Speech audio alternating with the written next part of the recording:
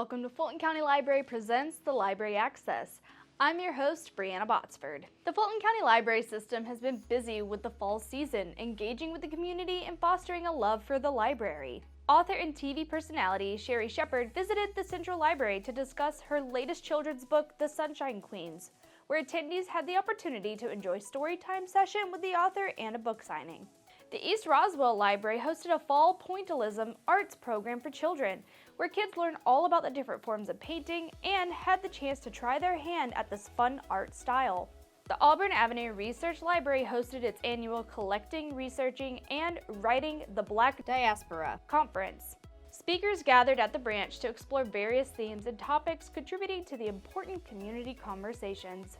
There is so much to discover with the Fulton County Library System. Stay tuned to see what we have in store. Fabulous author and TV personality Sherri Shepherd graced the Central Library with her presence for an engaging discussion about her latest children's book, The Sunshine Queens. The event offered attendees a delightful storytime session where Shepherd shared her story and discussed the importance of her newest book. Following the reading, eager fans had the chance to meet the author in person and receive a signed copy of her book, making a memorable day filled with inspiration and joy. Hi, I'm Sherri Shepherd, and I'm at the Central Library today telling people about my new book, The Sunshine Queen. I love the library. My father took me to get my library card when I was 5 years old, and we would go every single week to pick out one fiction book and one nonfiction book. Every book report I had to do, I came to the library. That's why I learned about the Dewey Decimal System and the microfiche machine. I have my library card, Jeffrey and I, and it means something to me to go in the library and I sit and I escape for hours at the library. So this event was so important to me tonight that people still come to libraries to get the news of the day, to get the events. You learn something every time you walk into the library. It may be hard to come, but you never regret when you leave. It was just very important for me to be here to see all of the little kids with their eyes all bright and wide-eyed, and all of the adults that came, because libraries are just very, very special to me. I feel in this day and age, young girls need to know the power of who they are. They need to know their self-worth. They need to know no is important to be able to say. They need to know how to advocate. And that's what I wanted little girls to know, because you got to start early. And I wanted to plant that seed with the Sunshine Queens. And I wanted it also, it was so important to me to have them see girls that look like them. I wanted them to be able to see braids and ponytails. And I wanted them to be able to look and say, that looks like me. And so it's up to us to teach them. And my little part, I just want them to know that they are loved, they are seen. And from books like this and other books that have been written, that they will see that they are special. The library was buzzing with excitement. Patrons truly enjoyed the engaging experience and loved meeting Sherri Shepherd in person. If you missed the author talk, don't worry. You can watch the full conversation on Fulco Library YouTube channel. In November, the East Roswell Library hosted a delightful fall program all about Pointillism, a fun painting technique that involves creating pictures with tiny dots of color. During this exciting event, kids got to learn about the history of Pointillism and discover some amazing artists who use this style. For Pointillism class that we're teaching today is for the children to learn how famous artists like George Seurat and Paul Signac used a series of dots to create their pictures. So we were learning about that, and we were incorporating it into a landscape today so that they could learn foreground, middle ground, and background as well, so that when they used a series of colors, like maybe creating the green color, what two colors were used for dots, so that when you stood further back, you would have the end result. What we did today is we used two different kinds of paintbrush with different thicknesses of the wrong end of the paintbrush, and we used Q-tips so that they could have a series of dots, all different sizes, to create the overall picture, so that they would realize that the series of dots was actually how you combine this art technique to create the picture, the end result. It's extremely important to offer arts and crafts because not all kids have that exposure or that outlet. And it's important for them to use both their right and their left brain, and art is therapy. So like today was also a lesson on patience. To create a picture not using a paintbrush on the correct side took a lot of patience for them to start one end and work right through dots one after another until they completed the end result picture. So it's also, you know, growing, learning within art, within age. So I think it's important for children to have this exposure. It's definitely the reward for me is seeing the little faces light up, the enjoyment in the class, and just the sheer delight at the end of the class when they've completed a project and they love what they've done. So for me, it's the people, whether it's the children or the adults, because I teach both. It's for them very often to try something they've never done before, and in a way that they can go home, get the supplies and repeat the project, repeat the technique I've taught them. So that's my way of giving back. I believe that everybody should utilize their libraries. There are so many things that the community offers, all the different counties offer, and there really is no excuse for you to be at home and be alone. If you get plugged into your library, you will have a lot of friendships and a lot of new skills that you can have no matter what your age is. And in this particular group today, a lot of these kids have come in really young and now have grown through the program and are still attending. So that's really good. And for me, their parents now attend the adult classes. So I think it's good community building, and I think the libraries are excellent in that.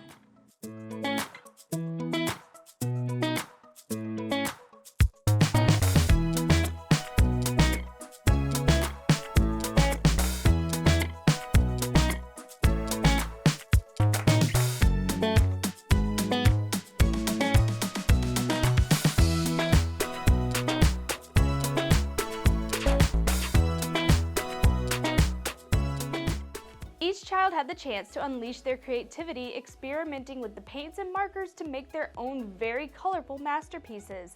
It was a fantastic opportunity for everyone to express themselves artistically while having a great time with friends. The Auburn Avenue Research Library recently hosted its annual conference titled Collecting, Researching, and Writing the Black Diaspora. This year's event brought together a diverse group of speakers, including scholars, writers, and community leaders, who gathered at the library to engage in thought-provoking discussions. Participants explored a wide range of themes, including cultural heritage, historical narratives, contemporary issues, and more. Panel discussions were designed to encourage collaboration and foster important community conversations, allowing attendees to share insights and delve deeper into the significance of Black diaspora's contributions to society. The conference served as a vital platform for exchanging ideas and promoting the preservation of cultural history. If you missed the event, you can catch every panel and conversation by visiting the Auburn Avenue Research Library's YouTube page today.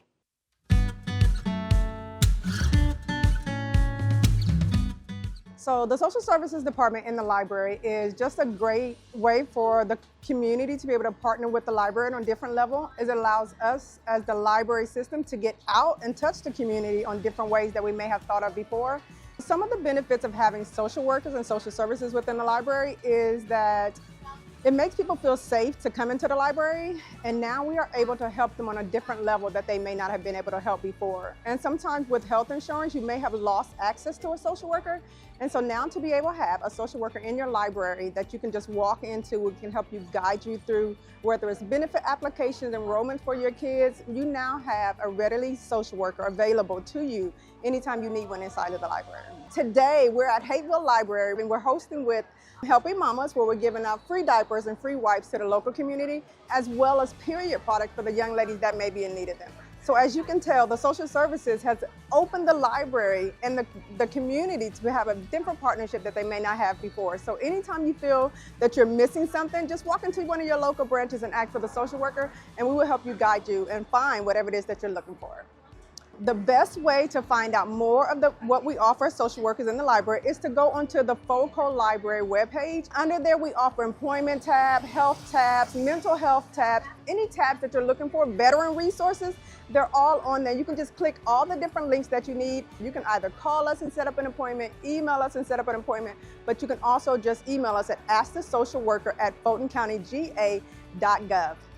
So Helping Mamas is a baby supply and essential needs bank. We supply families with baby supplies and other essential items like period products. We go into the neighborhoods and we make sure that families get the items that they need the most. So diapers in particular is tricky, right? There's no federal assistance programs that support being able to purchase diapers. WIC doesn't cover the purchase of diapers. There was really this gap in care for families to get the essential items that they need for their children to thrive. So as a diaper bank, we try to fill in that gap. We try to help families get the diapers they need so that they can send their kids to daycare, so that they can go to work. We try to help women and young girls get the period products that they need so that they can go to school, so that they can go to work, so that they can thrive, so they can have a seat at the table. So today we're here at the Hapeville branch for Fulton County Libraries because we are thrilled to start our partnership with them. The library is such an amazing place for resources, a safe space for so many to come. So we partnered with them to be able to offer diapers and period products at this location. The way that we operate, if you want to donate, you can bring donations straight to our office. If you've got like diapers or baby clothes or strollers, things like that that you want to donate, you can drop those off right at our office in Norcross. If you want to donate financially, like dollars, you can do that as well on our website if you are in need of assistance. The way that our programs works is we partner with fantastic community organizations just like Fulton County Libraries, and we supply them with diapers and period products in bulk, and then we connect you with whatever organization is closest to you. And we cover the entire state of Georgia. Helping Mamas is really, really excited about partnering with Fulton County Libraries. We believe that the library is doing so much good. We believe that Fulton County Libraries is such a gem in the communities and does such an amazing job serving its community. And we're happy to be able to offer period products and diapers as part of that. To learn more about Helping Mamas, you can visit our website, helpingmamas.org. You can also follow us on social media. You'll be able to find out about different events that are happening, different drives. If you need diapers, if you are passionate about our cause and want to donate, whether it's money, whether it's diapers, period products, whether it's your time, volunteering, we have a lot of different volunteer opportunities. You can find all that information out online. As 2025 comes to a close, it's time to recap some of the most popular books checked out from the library system. Take a look at what you borrowed this year.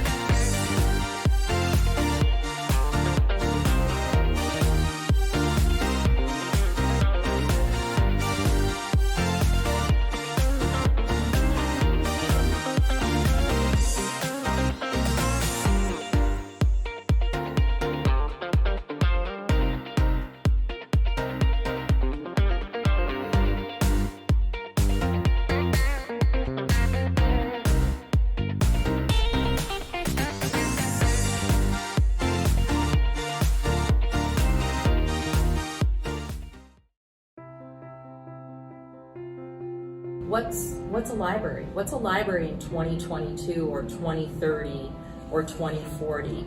And what's that role of the library in early learning, in reaching the adult who's been failed by life? We're trusted. We are a really good place for people to seek out educational opportunities. That they can come to the library and they don't feel the same kind of stigma and shame that they may have felt at school. There's like a fence around the library sometimes. Education is certainly one of those areas that I said we've got to not only remove the pickets of the fence, we have to blow the fence apart. Having the Career Online High School was just kind of the next filling in the gap, providing the opportunity for people to get their high school diploma and achieve that dream when they didn't have a chance to do it. Who's worried about, do we have the capacity for this? Do we have the money for this? We want to talk about those obstacles. It's so easy to get overwhelmed when you look at your whole community and how are you going to possibly meet the need. I'm here to tell you, you're a librarian. You know how to use data. So how do you be strategic with data to figure out where is that community who's ready for your message? Look up Measure of America. I can look at individual census tracts by name and number to tell me which of those has greater than 30% of the adults who don't have a high school diploma yet. Once that wheel starts turning and you have graduates and they share their stories, or you have a ceremony, people get it instantly. Start to tell that story and literally just go with your hands out like, I have access to this program. I can graduate residents in the community, just give me money. This program is essential. It fits in with what we need to do. We have to offer it. There is so much support from the crew here. The weekly commitment is actually not that much. We have not ever felt it was a burden. We pay the transcript costs. We reduce the barriers. I mean, what better example of a program that is inclusive? The academic coach is the main person who's going to be helping guiding your student through their program. So it could be very minimal if that's all you can afford or want to do is make that first initial contact and help the enrollment. It's such an opportunity to make a difference in an individual's life in a very personal level. Whatever room in your heart you may have for this, like try to use it. You know, you can offer people redemption, which is so rare in our lives. What an investment in your community and in a single human being. We just had a mother and daughter graduate at the same time. We've had 5 members of one family. We have one graduate, her family drove down. There were 30 family members who came to celebrate. And she was our featured speaker, and the first thing out of her mouth was, Mom, I hope you're proud of me. There is just joy and redemption and forward hope and movement with this opportunity.